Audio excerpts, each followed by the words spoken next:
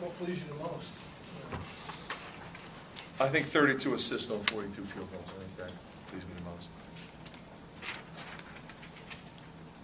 Marple's foul shooting, he struggled last year, and he's really come along in that area. He just keeps getting better.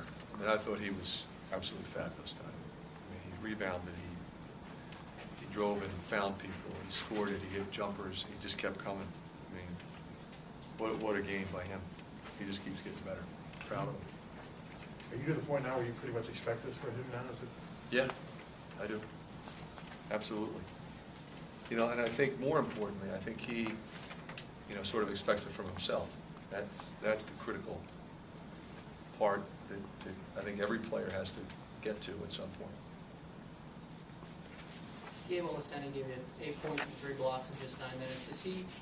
I wonder if you talk a little bit about his development. He's really coming. I mean, he's been doing it in practice. I really regretted not getting him in the other night. It's a different kind of game. You see, when I first put him in, it takes him a little to get settled down. Once he gets settled down, he impacts the game. Because, I mean, how many players that are that big with that kind of reach play with that kind of energy level and speed and quickness? I mean, you know, that's why I think he has a chance to be special, because he accepts coaching and he works hard. You know, he just has to overcome. He hasn't played as much basketball as Devin Marple and some of the other guys, Matt Gates. He just hasn't. So everything's coming 100 miles an hour, hitting him right in the face. And he just has to settle down. And, you know, we have to coach him up and be careful when we yell at him, how much we yell at him. You know, I got on him right away when he missed the rebound off the missed free throw. This is a team that typically shoots 50%, so you're expecting misses. First miss, pops right out of his hands. He tries to rebound with one hand. Those kinds of things. Go get it with 2 hands, and then outlet the ball.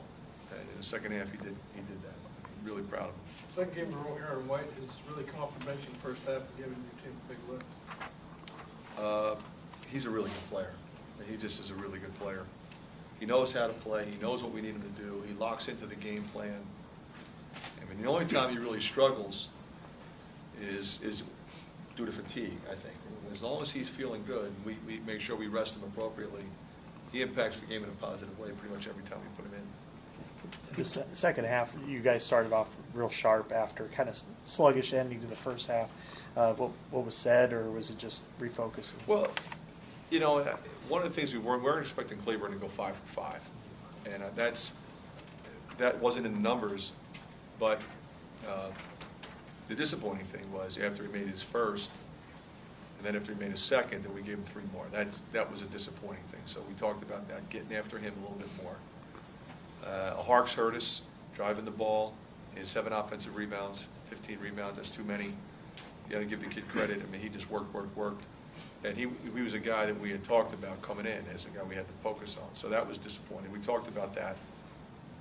We talked about decision-making. We thought in the second half, with a 13-point deficit, they were going to come out and press us more in the second half, which they did. They pressed a lot.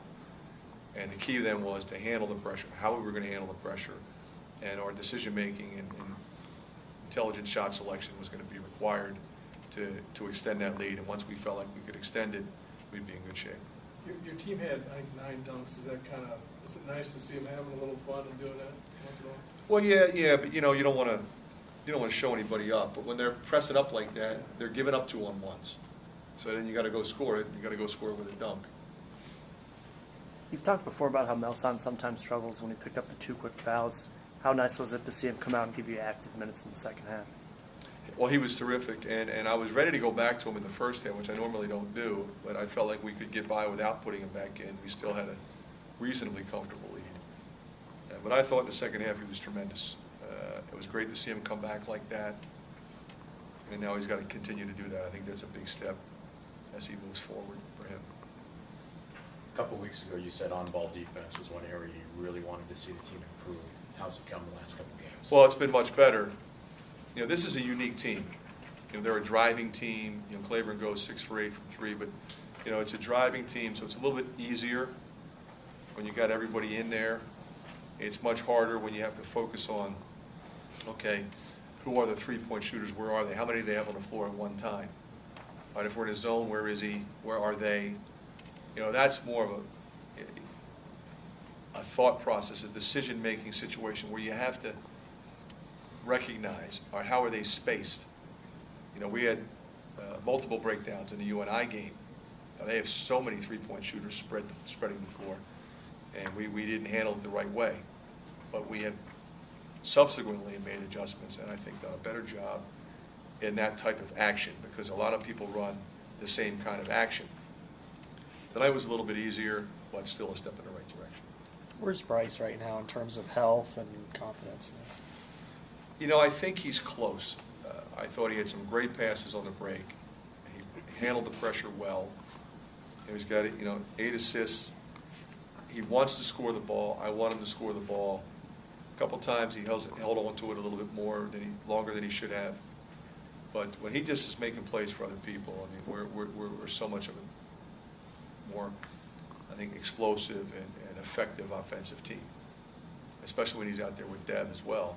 Because now we've got 2 driving kick guys and 2 guys that can score. So his jumper is right there. His offense will come. He'll have his double-figure games. But 8 assists and 3 turns will take that. Okay. Thank you.